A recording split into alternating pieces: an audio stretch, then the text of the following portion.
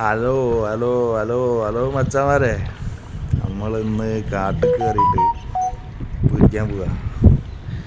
കല്ലായി പോയാൽ എന്താ പറയുക, നമ്മളെ കണ്ണ് വെട്ടിച്ച് വീട്ടിൽ കിടക്കണ എന്ത് പറയുക, മാളത്ത് കയറി പേടിച്ച് കിടക്കണ കുറച്ച് കില്ലാടികളുണ്ട്.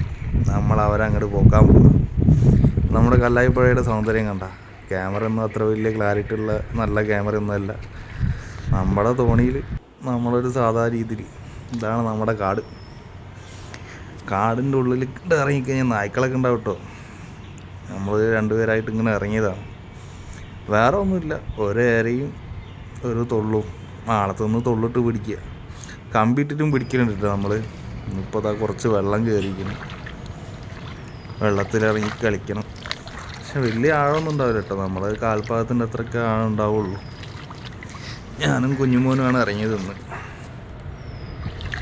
എന്തായാലും കുഴപ്പമില്ല, അത്യാവശ്യം കിട്ടുമെന്ന് പ്രതീക്ഷിക്കണം ഇന്ന്.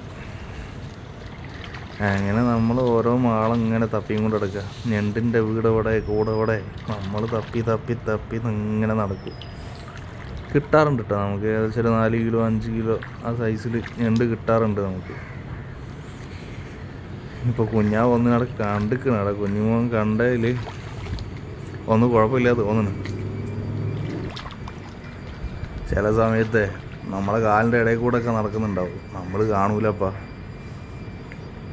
കടി കിട്ടുമ്പോൾ അറിയാം ഉണ്ട്. ചിലതൊക്കെ ചളി പൂണ്ട് കിടന്നാളും.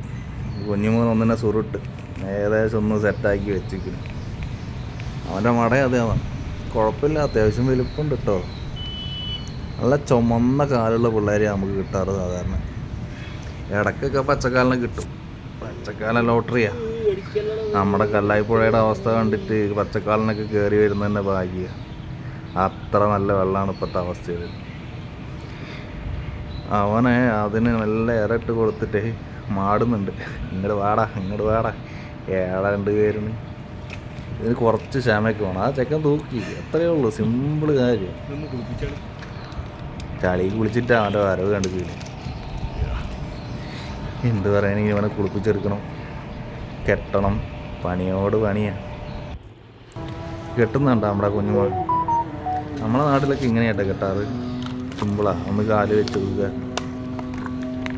ചില നേരത്ത് കെട്ടുമ്പോൾ തിരിഞ്ഞ് കടിയും കിട്ടിട്ടോ, ഒന്നും പറയാൻ പറ്റില്ല. കഴിഞ്ഞ ദിവസം കൂട്ടുകാരൻ്റെ കാലിന് നികത്തിനാണ് കിട്ടിയത്, തിരിഞ്ഞ് കടിച്ചിട്ട് വലുതായിരുന്നത്. കാലിൻ്റെ നഖ 2 പകുതിയായിപ്പോയി. ഇവൻ പിന്നെ ചളി കുളിച്ച് കിടക്കണതിനെ കൊണ്ട് ബോധരഹിതനാവുമെന്ന് വിചാരിക്കണം. നമ്മൾ കെട്ടുന്നുണ്ട്. ആശാനാട്ടോ, ആശാൻ്റെ കയ്യിലാണ് എല്ലാം ഉണ്ടാവുക, കയറൊക്കെ ഗീസലുണ്ടാവും.